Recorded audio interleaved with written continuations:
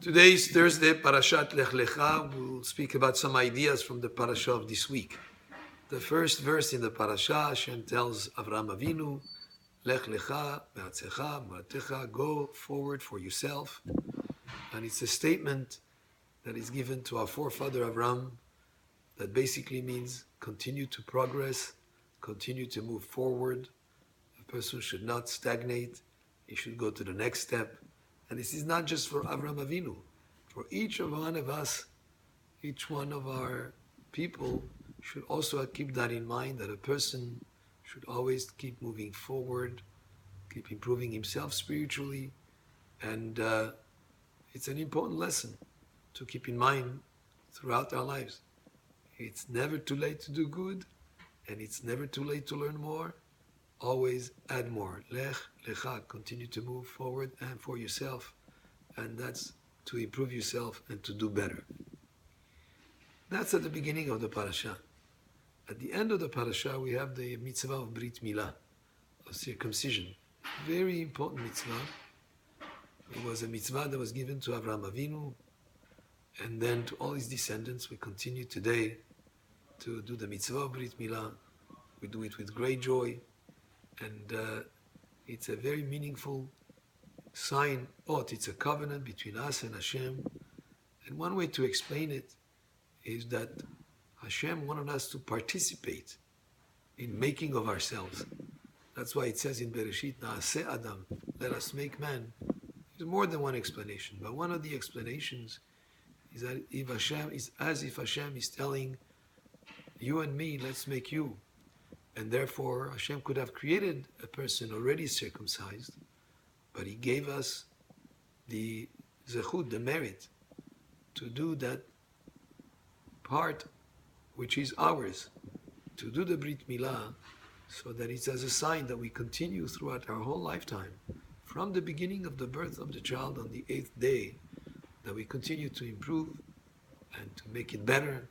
And that part that we circumcise, once it's circumcised, it can be described as if there was a curtain, one of these very thick curtains that doesn't let the light in. There are some thin curtains that you can still see the daylight from through it, and there are some very thick curtains that stop the light from coming in. You open the curtain, the light comes in. In a way, the circumcision, the cutting of the orla, which we do at the Brit Milah, is the same, could be compared to opening a very thick curtain that doesn't let the sun in. And when you remove the orla, it allows then the person, as he grows up, to be able to connect better, to see the light that's coming in from the outside, to connect better with Hashem.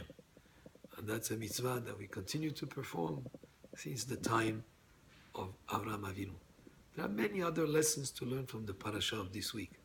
One of them is when Avram comes back from Egypt, the Pasuk makes a point to tell us that he stopped and stayed in the same inns, in the same hotels that he stayed in when he was on his way down to Egypt.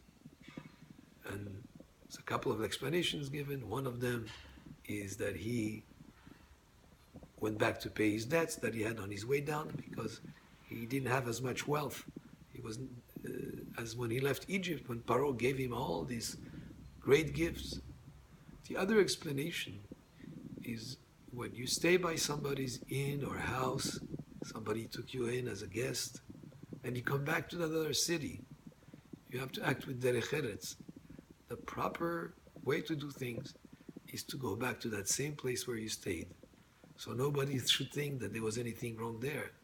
Even though now he could afford maybe a better grade inn, he could have gone to another place, but he still wanted to show that the place that he went in, he was grateful for the place where he came in the first time on his way to Egypt. He went back to that same place. And finally, one other lesson we learned from the parasha of this week. When Lot separates from Avram, because they had some kind of a conflict between the shepherds, and Lot separated and went to the area of Sodom and Amorah, the Torah tells us that Hashem reveals himself to Avram and speaks to him. And the commentator explained, as long as Lot was with Avram, at that period of time, Hashem did not speak to Avram. But when Lot left him, and in terms of spiritual level, Lot was not at the level of Avram. He was motivated by the greed and the wealth that was available then in Sodom and Amorah, and that's where he went. When he separated from him, that's when Hashem spoke to Avram. So important it is, the people that we associate with, the influence of our friends, of the society around us. That is so meaningful an impact it has on people that we have to be very careful, not just of how we act ourselves, but also who we associate with.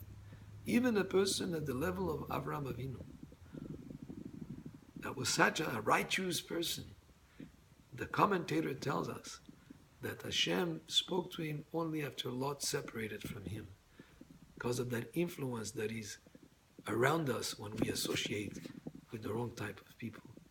This is valid for teenagers, this is valid for older people, it's valid for any person in time, to be careful with who you associate with, to always be with people that you can learn good things from, that you can have benefit from their influence on you. And these are just some of the lessons, the many lessons that could be learned from the parasha of this week.